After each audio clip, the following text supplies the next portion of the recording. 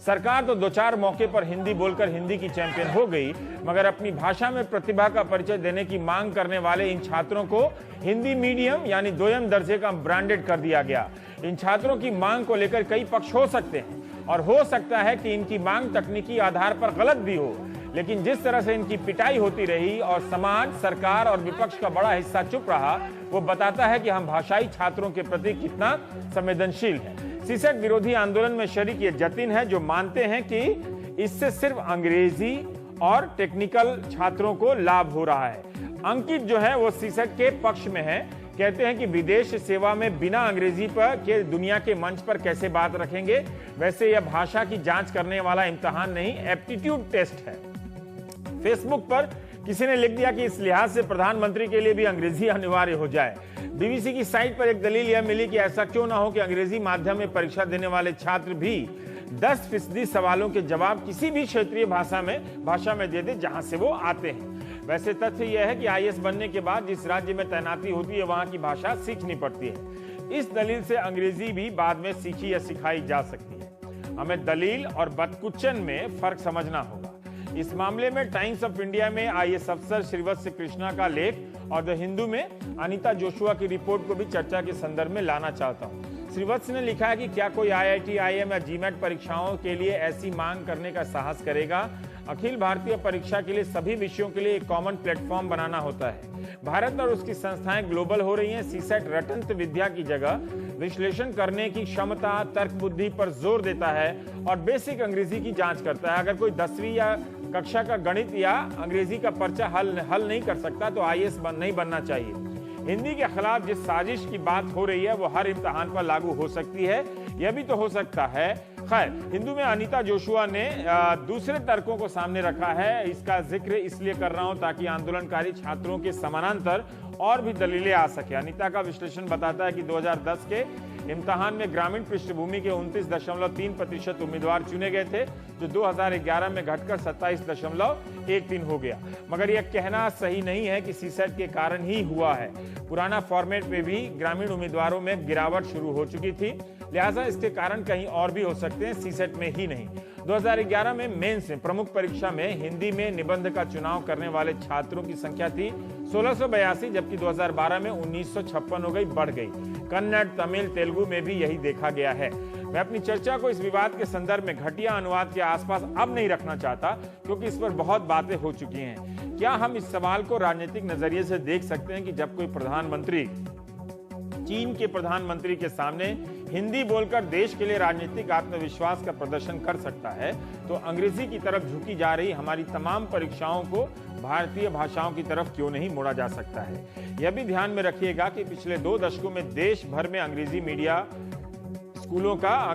Medium स्कूलों का प्रसार हुआ है। हर कोई इंग्लिश मीडियम में डालना चाहता है और डाल रहे हैं। हमारे पास इस बात की जांच का कोई मुकम्मल पैमाना नहीं है, सिर्फ धारणाओं के अलावा, कि प्रतिभाएं सिर्फ गांवों या स्थानीय भाषाओं में ही हो सकती हैं।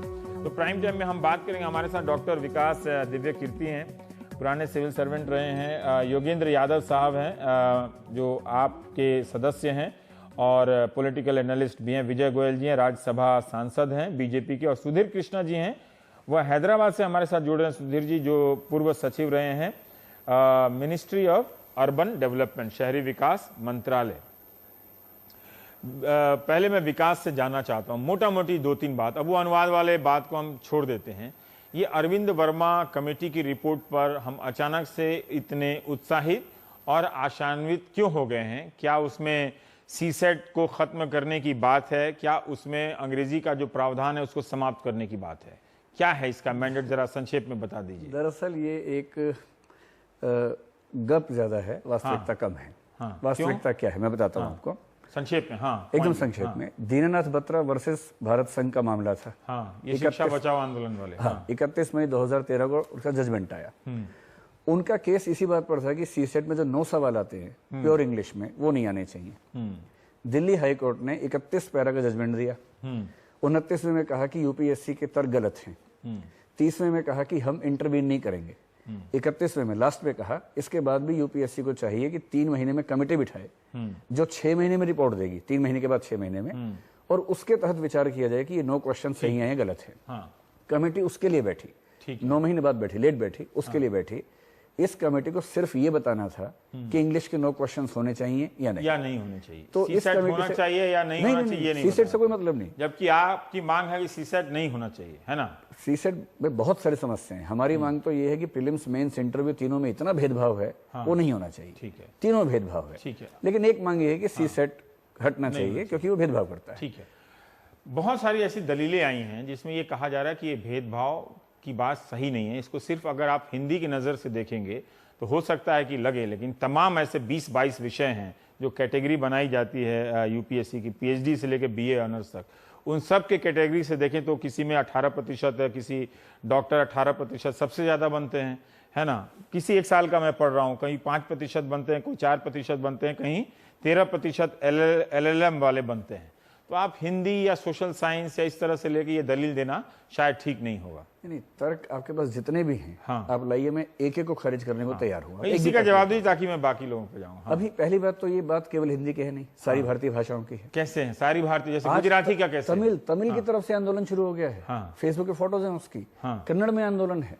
आज सरकार से 5 लोग मिलने गए, उनमें से 2 मराठी के थे, एक कन्नड़ का था, एक उड़िया का था। तमिल लोग मूवमेंट कर रहे हैं, उनकी फोटो फेसबुक पे चल रही है। हाँ। सबका मूवमेंट है। अच्छा। और इसलिए ये कहना कि हिंदी वर्सेस इंग्लिश नहीं, मूवमेंट की बात नहीं, आप मुझे बताइए, एक संक्षेप में बता, अगर आप बताने की स्थिति में हैं कि गुजराती के छात्रों के साथ कैसे अन्याय हो रहा है या तमिल के छात्रों के साथ नंबर 1 इस नीति से नंबर 1 हाँ। प्रीलिम्स में सीसेट में 8 क्वेश्चन या 9 क्वेश्चन सिर्फ इंग्लिश में आते हैं। हाँ। आईएएस बनने के लिए इंग्लिश और भारतीय भाषा दोनों चाहिए। हाँ। आईएएस बन के आप जिस भी स्टेट में काम करेंगे, इस समय भारत के लगभग हर स्टेट में वहां की लैंग्वेज में काम चल रहा है पूरा का पूरा। तमिलनाडु का व्यक्ति यूपी आएगा तो हिंदी में ही काम करेगा, इंग्लिश में भी नहीं, हिंदी में काम करना पड़ेगा। अगर आपको लगता है कि अंग्रेजी चाहिए तो भारतीय भाषा भी चाहिए। और इन दोनों का एग्जाम 1979 से मेंस में हो रहा है, लगातार हो रहा है। इंग्लिश का किसको विरोध है? जितने लोग आईएएस बनते हैं किसी मीडियम से भी, वो इंग्लिश का 300 नंबर का एग्जाम देते हैं और उस इंग्लिश के पेपर में कॉम्प्रिहेंशन भी होता है। तो इसे इंग्लिश से विरोध नहीं है, इंग्लिश से नहीं है, इंग्लिश से दे रहे हैं सब लोग। ठीक है। अगर आपको लगता है प्रीलिम्स पे चेक करना है तो इंग्लिश के ये साथ धारणा बन गई कि आप अंग्रेजी नहीं चाहते हैं, सरासर झूठ है, सरासर झूठ है। चलिए, अगर आपको प्रीलिम्स में लगता है कि भाषा चेक करनी है, हालांकि एप्टीट्यूड और भाषा में संबंध समझ में नहीं आता है, अगर है तो आप इंग्लिश के साथ 10 क्वेश्चन केवल भारतीय भाषा में रख दीजिए, बराबर कर दीजिए। ट्रांसलेशन आप 30-35 सवाल इंग्लिश से हिंदी में करते हैं, इसको उल्टा करके देखिए ना एक बार। हाँ, मैं एक वाक्य बोलता हूं, आप जरा बताइए। नहीं उसका हो गया, वो स्टील प्लांट वाला हो गया। उल्टा कर रहा हूं, उल्टा। हिंदी का पैसेज है, इंग्लिश में ट्रांसलेट करते हैं और सवाल पूछ के देखते हैं। मैं इंग्लिश में वाक्य बोलता हूं, बताइए इसका मतलब क्या है? मुझे यूपीएससी से वैसे भी नहीं देना। एक वाक्य, because he eats so much Chinese, that is ज्यादा चाइनीज खाता है, that is why he has flowered. क्या मतलब हुआ इसका? हाँ ठीक है, फिर आगे क्योंकि वह बहुत चीनी खाता है इसलिए फूल गया है। फूल गया है। हाँ। अगर इसका अनुवाद ये कर दे, कौन जवाब देगा इसमें? तो इतने बड़े मुद्दे को हंसी मजाक में टाल देना, उन बच्चों की जिंदगी खत्म हो गई 2011-12-13 में, लास्ट अटेम्प्ट जिनका था। ट्रांसलेशन गलत हुआ, क्वेश्चन गलत हुए, बाहर निकल गए, कोई रिलीफ नहीं, कंपनसेशन नहीं, क्यों? तो ये तो मुझे आप अब बाकी और मेहमानों के पास जाना है, ठोस बता दें कि आप क्या चाहते हैं। सीसेट में जो सवाल पूछे जा रहे हैं वो बदलाव। नंबर 1, सीसेट में सिर्फ इंग्लिश के क्वेश्चन हटने चाहिए। हाँ। नंबर 2, कॉम्प्रिहेंशन या तो रिवर्स हो या पूरी तरह से हटे। हाँ। नंबर 3, मैथ्स और रीजनिंग के सवाल सही अनुपात में हो, किसी तकनीकी पृष्ठभूमि को विशेष फायदा ना मिले, रहे अनुपात ठीक हो। नंबर 4, मेंस की आंसर शीट्स केवल इंग्लिश में होती है। ये कहा जा रहा है कि आप लोग दुनिया के पहले परीक्षार्थी जो तय कर रहे हैं कि इम्तिहान कैसे हम तय नहीं कर रहे, मांग कर रहे हैं। ऐसी मांग हर जगह होती है, केवल मांग कर रहे हैं। कोई आईआईटी वाला, आईएम वाला नहीं, ऐसा आईआईटी में कुछ साल पहले हिंदी मीडियम की बात हुई थी, मांग हुई थी, इसमें क्या दिक्कत? मांग हुई थी। आईआईटी का ट्रेंड चेंज हुआ 4 साल पहले, हुआ ये चेंज, उसमें क्या समस्या है? चौथी बात, मुख्य परीक्षा में मॉडल आंसर केवल इंग्लिश में क्यों बनते हैं जबकि लिखते सब भाषाओं में लोग हैं? 5वीं बात, इंटरव्यू में इस बात से तो मैं सहमत हूं आपकी बात से कि जो कॉपी चेक किया जाता है उसके लिए मॉडल आंसर सभी भाषाओं में बनने चाहिए। आपको सबसे सहमत होना पड़ेगा, आप आर्गुमेंट कीजिए मेरे साथ। ठीक है। नंबर 5, इंटरव्यू में सारी भाषाओं के एवरेज स्कोर निकलवा के देख लीजिए, कम से कम 25 नंबर का अंतर आएगा इंग्लिश और बाकी भाषाओं में। क्यों है? हर चीज पे कमेटी बिठाते हैं, इस पे कमेटी क्यों नहीं बिठाई? ठीक है, ठीक है। एक मोटा मोटी अंतर विजय गोयल साहब इन्होंने बता दिया है। आप कई दिनों से कह रहे हैं, आज आपकी पार्टी में भी पार्टी के दफ्तर पे राम माधव और कई नेताओं ने छात्रों से और जितेंद्र सिंह से मुलाकात की है। मैं आपसे ये जानना चाहता हूं कि क्या सचमुच आपकी सरकार इस स्थिति में है या वो करेगी कि ये इम्तिहान टाल देगी या रद्द कर देगी? ठीक है, इसके बारे में कुछ आप लोगों के संकेत मिले हैं क्या, या यूपीएससी को आप तय करने देंगे कि वो अपने हक में क्या फैसला लेती है? देखिए रविश, पहली बात यह है कि कुछ चीजों के उत्तर तो मैं सीधे नहीं दे पाऊंगा क्योंकि अभी सरकार को उस पर फैसला लेने बाकी है जी। बाकी ये बात ठीक है कि ये जो समस्या है ये अभी की समस्या नहीं है। सीसेट जो है 2011 में लागू हुआ था, अब 2014 है। इन 3-4 सालों के अंदर मुझे नहीं ध्यान है कि कोई आंदोलन हुआ था क्या, मुझे नहीं मालूम सरकार के सामने क्या समस्या आई थी। पर पहली समस्या ये तब उठी जब दीनानाथ बत्रा जी वर्सेस अदर्स का जो केस हुआ था उसके अंदर ये सबसे पहले हुई। और वो फिर पिछले साल थी, वो फिर उसमें जो कमेटी बनाने की बात की थी वो पिछली सरकार ने कमेटी बनाने में भी देरी करी और कमेटी की रिपोर्ट भी आई और एक्सटेंशन के बाद भी वो रिपोर्ट नहीं हो पाई थी। किंतु मेरी सरकार ने, जो एनडीए की सरकार थी, उसने एक चीज जरूर किया कि छात्रों की मांगों का संज्ञान लेते हुए खुद सुओ मोटो जो थे मंत्री जी ने सीधा बयान दिया कि हम इनकी मांगों को पर पूरा ध्यान देंगे और हम इनके प्रति पूरे के पूरे संवेदनशील हैं जी। और केवल उन्होंने यही नहीं किया, फिर उन्होंने देखा कि ये जो कमेटी की रिपोर्ट नहीं आई है तो भाई इस कमेटी की टर्म को कुछ एक्सटेंड किया जाए। अब एक्सटेंड करने के बाद जो कमेटी पिछले 4 महीने के अंदर अपनी रिपोर्ट नहीं दे पाई, वो जल्दी कैसे रिपोर्ट देती, तो उसके लिए भी सरकार के, देखिए वो सरकार किया के है, आप मंत्री ही ने लोगों ने एक किया हफ्ते, है। इसीलिए लोगों को भरोसा हो गया कि आप करने वाले। मुझे आप इस बात का जवाब दीजिए तो कि क्या आप लोगों मैं के बीच उसी में बात पे आ रहा हूं आपके, ये राजनीतिक सहमति बन गई है कि आप सीसेट को समाप्त करेंगे, या आप अन्य पक्षों को सुनकर अब आपको लग रहा है कि शायद एक तरफा तरीके से हां कहना ठीक नहीं होगा? क्यों वर्गला के रखना है? जो आप सोचते हैं वो कम से कम चर्चा परिचर्चा में तो बोलिए ताकि लोग और आपसे बहस कर सकें। आप बोलिए कि अब आपको लगता है कि इसको नहीं समाप्त करना चाहिए। ये हमारे बस की बात नहीं है कि हम यूपीएससी की संवैधानिक संस्था है उसकी स्वायत्ता में हस्तक्षेप करें, ताकि लोगों को भी समझ में आए कि इतना आप कर सकते हैं, इतना आप नहीं कर सकते हैं। जी रविश, एक बात बड़ी तय है कि सरकार खुद के अंदर कोई पॉलिटिकल निर्णय नहीं है कि इसको कर डालेगी जी। इसमें 3 पक्ष हैं, एक पक्ष छात्र है, एक पक्ष यूपीएससी है, तीसरा पक्ष जो है वो कमेटी है जिसकी रिपोर्ट आई है जी। तो जाहिर तौर पर तीनों की बात सुनने के बाद कोई फैसला लिया जाएगा।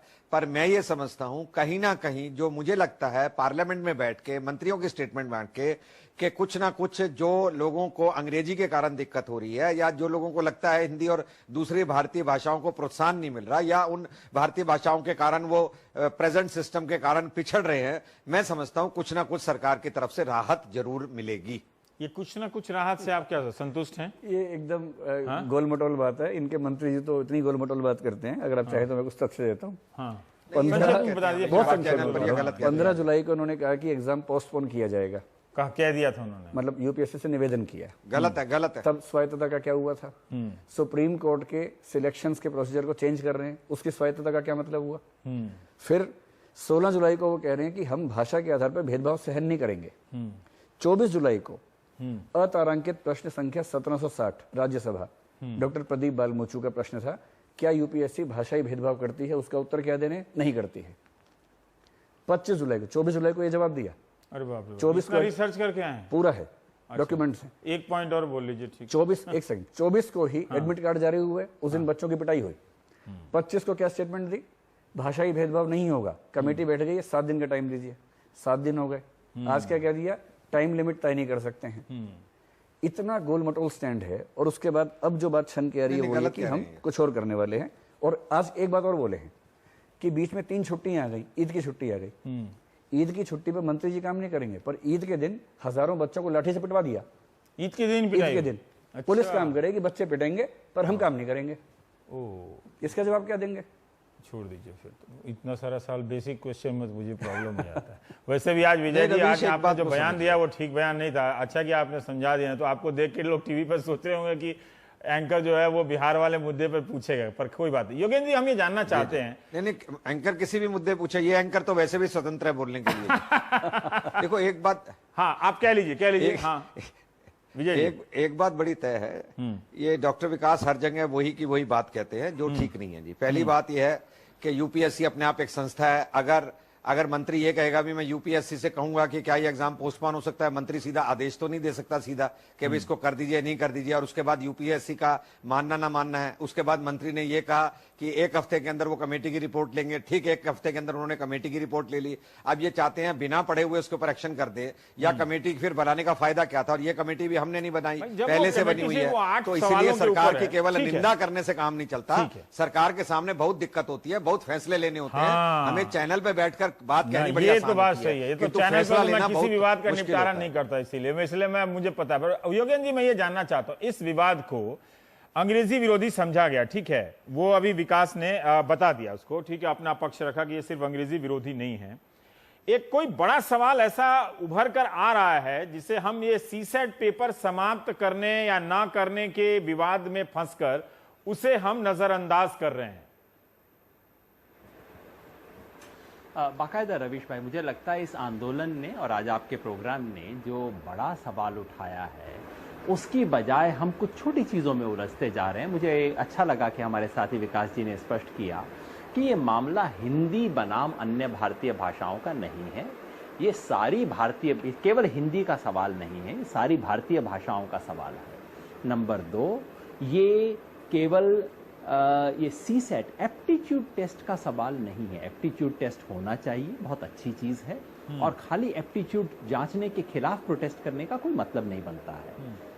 तीसरा, ये मामला मानविकी बनाम गणित इत्यादि इस सब का नहीं है। लॉजिकल रीजनिंग केवल साइंस वालों इंजीनियरिंग वालों की बपौती नहीं है, लॉजिकल रीजनिंग सबको मिलनी चाहिए। तो ये विषयों का फला डिसिप्लिन वर्सेस फला डिसिप्लिन, फला सब्जेक्ट वर्सेस फला सब्जेक्ट, ये सबसे बड़ा मुद्दा नहीं है। ये सब छोटे मुद्दे हैं और खामखा इस आंदोलन की सारी बात को इसमें उलझाया जा रहा है। जिन लेखों का आपने हवाला दिया वो लेख भी इन चीज़ों के अंदर उलझ रहे हैं। मैं समझता हूँ ये आंदोलन एक बहुत बड़ा और बुनियादी सवाल उठा रहा है, वो है इस देश में भाषाई भेदभाव का। मैंने इसके लिए अंग्रेजी का तो शब्द ढूंढ सकता हूँ, आप मुझे मदद कीजिए हिंदी में इसके लिए अच्छा शब्द ढूंढने की। ये जो एपार्थाइड हम शब्द इस्तेमाल करते हैं ना रंग भेद के लिए, रेस के बेसिस पे एपार्थाइड जो होता था, हमारे देश में भाषा के आधार पर एपार्थाइड होता है। केवल भेद नहीं है, केवल विषमता नहीं है, ये एपार्थाइड जैसी चीज है। इस देश में अनौपचारिक अघोषित लिंग्विस्टिक एपार्थाइड है। आप बिल्कुल बुनियादी चीज देखिए, इस देश के कम से कम 80% बच्चे किसी न किसी भारतीय भाषा के अंदर हायर एजुकेशन लेते हैं। कॉलेज यूनिवर्सिटी के अंदर 80% लोग किसी न किसी भारतीय भाषा के माध्यम से पढ़ते हैं। और जब इस देश के शासक चुनने का मौका आता है यूपीएससी में, मैं अभी आंकड़े देख रहा था, 80% वो होते हैं जो कि अंग्रेजी माध्यम से आते हैं। अब आप बताइए ये कैसा देश है? ये बिल्कुल दक्षिण अफ्रीका वाली स्थिति है यहाँ। तो इस बड़े सवाल को इस आंदोलन ने उठाया है और मैं चाहता हूँ कि हम इस बड़े सवाल पे फोकस करें। सवाल केवल उन 9 सवालों का नहीं है जो कि सीसेट वाली चीज़ में आए हैं। मैं समझता हूँ मेरे साथी एक गहरी चीज़ की तरफ इशारा कर रहे थे, वो ये कि इस पूरी चयन की प्रक्रिया में कदम कदम पर हर जगह घोषित और अघोषित तरीके से एक भाषा की सर्वोच्चता, अंग्रेजी के दबदबे को कायम रखा गया है। इसके ऊपर बहुत शोध हुई है दुनिया भर में रवीश भाई। पहले आईक्यू टेस्ट हुआ करते थे और आईक्यू टेस्ट में सिर्फ कुछ भाषा वाले लोग अच्छा किया करते थे, कुछ नस्ल वाले लोग अच्छा करते थे। फिर लोगों ने पाया कि दरअसल वो आईक्यू टेस्ट जो थे वो रेस न्यूट्रल नहीं थे, वो संस्कृति के हर संस्कृति को बराबर नहीं रखते थे। तो फिर आईक्यू टेस्ट बदले गए। ठीक इसी तरह से मैं आरोप लगा रहा हूं कि ये जो एप्टीट्यूड टेस्ट फिलहाल बने हैं, ये एप्टीट्यूड टेस्ट भाषा के प्रति सापेक्ष नहीं है।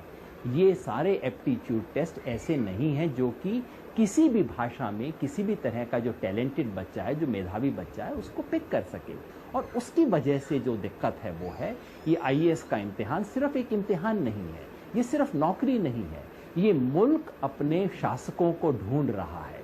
और जहां ये सवाल उठता है वहां अगर कोई भी भेदभाव है उस पर चर्चा होनी चाहिए, उस पर लोकतांत्रिक चर्चा होनी चाहिए। और एक आखिरी चीज है रवीश भाई, हुआ ये था कि पिछले 15-20 साल में बहुत समय बाद, पहले तो इस देश में आईएएस में सिर्फ अंग्रेजी बोलने वाले आया करते थे, आईसीएस के जमाने की चीज चलती रही। पिछले 15-20 साल में कुछ गंवाई बैकग्राउंड के कुछ भारतीय भाषा बोलने वाले लोग आने लगे थे। और 2011 के बाद ये फिर रिवर्स हुआ। आप ध्यान से आंकड़े देखिए, 2011 के बाद एकदम से भारतीय भाषा के सफल होने वाले लोगों की तादाद एकदम से गिर गई है। ऐसा क्यों हुआ? इसे क्यों नहीं बदला जाएगा? ये बहुत बड़े सवाल है। सुधीर कृष्णा जी, हम ये जानना चाहते हैं कि अगर कोई कहे ठीक है कि ये एक वैसे ये हिंदी की मांग या भारतीय भाषाओं की मांग आज की नहीं है, सीसट से मुझे याद है वो चौहान साहब जो धरना दिया करते थे वो कई सालों तक वहीं बैठे रहे और गिनीज बुक और लिम्का बुक में उनका नाम आता रहा। खैर, पाठक जी भी वहां पर धरना देते रहे। पर सुधीर साहब, मैं ये जानना चाहता हूं कि आप जिस राज्य से आते हैं, आपके राज्य के भी भाषाई छात्र हैं और वो बहुत तकलीफ से, हो सकता है कि आप भी हों उसमें से। हम ये कह रहे हैं कि उन प्रतिभाओं की पहचान के लिए अंग्रेजी क्यों अनिवार्य हो। ये जो दलील दी जा रही है कि अगर आप 10वीं क्लास का अंग्रेजी पास नहीं कर सकते हैं तो आप IAS नहीं बन सकते हैं, और आप जिस जनता से डील करते हैं एक अफसर बन के, वो जनता 90% आप किसी भी राज्य में चले जाए वो अंग्रेजी वाली जनता नहीं है। वो या तो हिंदी वाली है या बांग्ला वाली है या गुजराती है या तमिल वाली जनता है। तो फिर उसकी तरफ परीक्षा का जो भार है, वेट है, वो उसकी तरफ क्यों ना झुका रहे बजाय इसके कि वो अंग्रेजी की तरफ झुका रहे। देखिए, मेरा इसमें यह कहना है कि एप्टीट्यूड टेस्ट होना बहुत आवश्यक है। एप्टीट्यूड टेस्ट 2011 से जो हुए हैं वो अलग कमेटी की 2001 की रिपोर्ट के बाद से जारी ठीक है। उसका अलग कमेटी ने जो किसी ने विरोध नहीं किया, वो आज भी बहुत, योगेंद्र जी ने भी कहा है और विकास ने भी कहा है सर कि हमें एप्टीट्यूड टेस्ट चाहिए, एप्टीट्यूड है ना, ये क्लियर है जी, ठीक है, चाहिए। ये तो एक बात जरूरी है। दूसरा ये कि एप्टीट्यूड टेस्ट का मेजरमेंट जो है वो हर एक प्रांतीय भाषाओं में होना चाहिए। केवल इंग्लिश और हिंदी 2 भाषा में करना उचित नहीं है, सभी भाषाओं में करना चाहिए। नंबर 3, एप्टीट्यूड टेस्ट से अंग्रेजी का जो क्वेश्चन है, 9 क्वेश्चन है, उनको हटा देना चाहिए। वो इसलिए कि ये एप्टीट्यूड का टेस्ट है और कॉम्प्रिहेंशन की बात जहां तक है वो रीजनल लैंग्वेज में भी उसके थ्रू कॉम्प्रिहेंशन टेस्ट हो सकता है। चौथा ये कि मेंस एग्जामिनेशन में अंग्रेजी और हिंदी के क्वालिफाइंग पेपर हैं, जिसके द्वारा जो कैंडिडेट हैं उनको राष्ट्रीय भाषा हिंदी और अंग्रेजी जो कि प्रशासनिक भाषा सामान्य रूप से हो गई है, उस सब का कॉम्प्रिहेंशन उनको मेंस में क्वालिफाइंग पेपर के थ्रू उसको पास कर लेते हैं। तो इसलिए ये सीसेट में इसकी आवश्यकता नहीं रह गई है। और ये भी मैं कहूँगा, आपने शुरू में ही कह दिया था कि ट्रांसलेशन के बारे में आप बहुत नहीं कहना चाहते। बस मैं एक बात ये कहूँगा कि ट्रांसलेशन बहुत ध्यान से करना पड़ेगा।